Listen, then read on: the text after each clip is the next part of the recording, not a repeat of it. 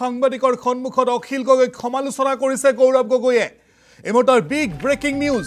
সকলো কথা ৰাজহুৱাকৈ কোৱা অখিল গগৈৰ অভ্যাস বুলি কৈছে গৌৰৱ গগৈয়ে। কংগ্ৰেছ দল আৰু মোৰ অভ্যাস নহয় সকলো ৰাজহুৱাকৈ প্ৰকাশ কৰা। কংগ্ৰেছে নিলম্বন কৰা বিধায়কক লগত লৈছে অখিল গগৈয়ে। অখিলৰ মিত্ৰতাক লৈ পূৰ্বে বহু পজিটিভ আছিলোঁ মই, এতিয়া মোৰ লাহে লাহে এই ক্ষেত্ৰত শক্তি কমি আহিছে বুলি কৈছে গৌৰৱ গগৈয়ে। এই মুহূৰ্তৰ বিগ পলিটিকেল নিউজটো, বিগ ব্ৰেকিংটো এই মুহূৰ্তত দৰ্শকসকলক জনাইছোঁ। সাংবাদিকৰ সন্মুখত অখিল গগৈক সমালোচনা কৰিছে গৌৰৱ গগৈয়ে। সকলো কথা ৰাজহুৱাকৈ কোৱা অখিল গগৈৰ অভ্যাস বুলি কৈছে গৌৰৱ গগৈয়ে। কংগ্ৰেছ দল মোৰ অভ্যাস নহয় সকলো ৰাজহুৱাকৈ প্ৰকাশ কৰা। কংগ্ৰেছে নিলম্বন কৰা বিধায়কক লগত লৈছে অখিল গগৈয়ে। অখিলৰ মিত্ৰতাক লৈ পূৰ্বে মই বহু পজিটিভ আছিলোঁ, এতিয়া মোৰ লাহে লাহে এই ক্ষেত্ৰত শক্তি কমি আহিছে বুলি কৈছে গৌৰৱ গগৈয়ে। তাৎপৰ্যপূৰ্ণ মন্তব্য প্ৰকাশ কৰিছে গৌৰৱ গগৈয়ে সাংবাদিকৰ সন্মুখত। এক প্ৰকাৰৰ মুকলিকৈ অখিল গগৈক সমালোচনা কৰিছে গৌৰৱ গগৈয়ে। অখিল গগৈক সমালোচনা কৰি কৈছে সকলো কথা ৰাজহুৱাকৈ কোৱাটো অখিল গগৈৰ অভ্যাস, সেয়া কংগ্ৰেছ দল বা মোৰ অভ্যাস নহয়। সকলো ৰাজহুৱাকৈ প্ৰকাশ কৰাটো আমাৰ কালচাৰ নহয় বুলি কৈছে। কেৱল ইমানেই নহয়, অখিলৰ ভূমিকাৰ ওপৰত, অখিলৰ যি লক্ষ্য তাৰ ওপৰতো এক প্ৰকাৰৰ প্ৰশ্নৰ অৱতাৰণা কৰিছে গৌৰৱ গগৈয়ে। কাৰণ গৌৰৱ গগৈয়ে কৈছে যে কংগ্ৰেছে ইতিপূৰ্বেই নিলম্বন কৰা বিধায়কসকলক অখিল গগৈয়ে লগত লৈছে। কেৱল লগত লোৱাই নহয়, তেওঁলোকক টিকটো প্ৰদান কৰিছে। এই সমগ্ৰ বিষয়সমূহ দিল্লীৰ হাইকমাণ্ডলৈ জনোৱা হৈছে আৰু অখিল গগৈৰ গতিবিধি নিৰীক্ষণ কৰি থকাৰ কথাও এক প্ৰকাৰৰ উল্লেখ কৰিছে। আৰু ইয়াৰ জৰিয়তে অখিল গগৈ আৰু কংগ্ৰেছ দলৰ মাজত, ৰাইজৰ দল আৰু কংগ্ৰেছ দলৰ মাজত যি দূৰত্ব, এই দূৰত্ব স্পষ্ট ৰূপত দেখিবলৈ পোৱা গৈছে। গৌৰৱ গগৈৰ মন্তব্য আছে, আমি এই মুহূৰ্তত গৌৰৱ গগৈৰ মন্তব্যটো শুনোৱাৰ চেষ্টা কৰিম। পৰাই মিডিয়াৰ সন্মুখত কথাবোৰ কৈ আমাৰ অভ্যাস নাই, সেইটো আমাৰ পৰম্পৰা নহয়। আমি সব কথাবোৰ আনুষ্ঠানিকভাৱে ভালকে বহি কথাৰ গোপনীয়তা বহাল ৰাখি আমি কথাবোৰ কওঁ।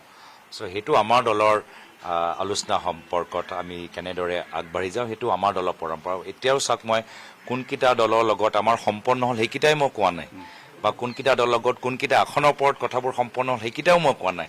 তো সেইটো আমাৰ পৰম্পৰা নহয়, বা কোৱা আমাৰ সেইটো আমাৰ অভ্যাসটো নাই। তেওঁ কৈছে, সকলোৱে দেখিছেই যে তেওঁ এনেকুৱা এজন বিধায়কক ল'লে যি বিধায়কজনক কংগ্ৰেছ দলে নিলম্বিত কৰিছে। এনেকুৱা এজন বিধায়কক তেওঁ লৈ তেওঁ আমি জনামতে বা মিডিয়া বাতৰিত ওলাইছে যে তেওঁ টিকেট প্ৰদান কৰিছে।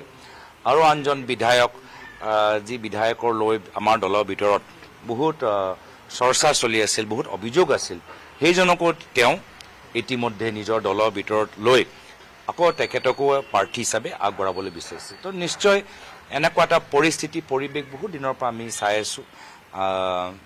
আৰু ইয়াতকৈ আৰু বেছি মই নাভাবোঁ। মই এইখিনি কথা লৈ যে আমাৰ দলত কিছুমান চৰ্চা হৈ আছে তাৰ এটা ইংগিত মই দিলোঁ। অখিল গগৈয়ে কৈছে যদিহে মিত্ৰতাটো নহয় তেতিয়াহ'লে কংগ্ৰেছৰ গাতেই জগৰীয়া হ'ব। তেওঁ তেনেকৈ কৈছে যদিহে মিত্ৰতা ৰাইজৰ দলৰ লগত নকৰে দুখটো কংগ্ৰেছৰে হ'ব। পিছত ৰাইজে যাতে কংগ্ৰেছকে গালি পাৰে সেই কথাটোও ক'বলৈ গৈছে। ৰাইজে নিৰ্ধাৰিত কৰিব, মইতো ক'ব নোৱাৰোঁ যে ৰাইজে কি ভাবিব। ৰাইজৰ আগত এটা কথা, ৰাইজেও চব কথা জানে, ৰাইজেও চব কথা বুজি পায়, ৰাইজেও চব কথাখিনি চাই আছে। মই নাভাবোঁ যে মোৰ কোৱা অক্তিয়াৰ আছে বা অধিকাৰ আছে বা ইমান অভিজ্ঞতা আছে যে ৰাইজে কেনেদৰে বুজিব যে মই ক'ব পাৰিম। তো সঁচাকৈ ক'বলৈ গ'লে আগতে যিমান মই পজিটিভ আছিলোঁ, আজিৰ তাৰিখত মোৰ শক্তিটো অলপ ক'ৰবাত কমিছে। তথাপিও মই শেষ পৰ্যায়লৈকে আমাৰ দলৰ সতীৰ্থসকল, জ্যেষ্ঠসকল, কৰ্মীখিনিক আৰু কেন্দ্ৰীয় নেতৃত্বক বুজাবলৈ মই চেষ্টা কৰিম যে কিয় আমি সকলোকে লোৱাটো ভাল হ'ব। মই শেষৰলৈকে পাম, কিন্তু আজিলৈকে যিহেতু সম্পন্ন হোৱা নাই, ক'ৰবাত ময়ো মনত অলপ আগৰ যিমান মই সক্ৰিয় হৈ আছিলোঁ বা আগতে যিমান মই পজিটিভ হৈছিলোঁ, আজিৰ দিনটোত অলপ মই মনটো আগৰ দৰে নহয়। মানে নহ'বগৈও পাৰে নেকি মানে অখিল গগৈৰ লগত যদি চৰ্তবিলাক মইতো পজিটিভ মানুহ। মই আজিলৈকে কৈছোঁ যে আমাৰ দলৰ ভিতৰত যথেষ্ট চৰ্চা, কৰ্মীখিনিৰ মাজত যথেষ্ট চৰ্চা, নেতৃত্বৰ মাজত যথেষ্ট চৰ্চা, কেন্দ্ৰীয় নেতৃত্বৰ মাজতো যথেষ্ট চৰ্চা। এতিয়ালৈকে মই কৈ আছোঁ যে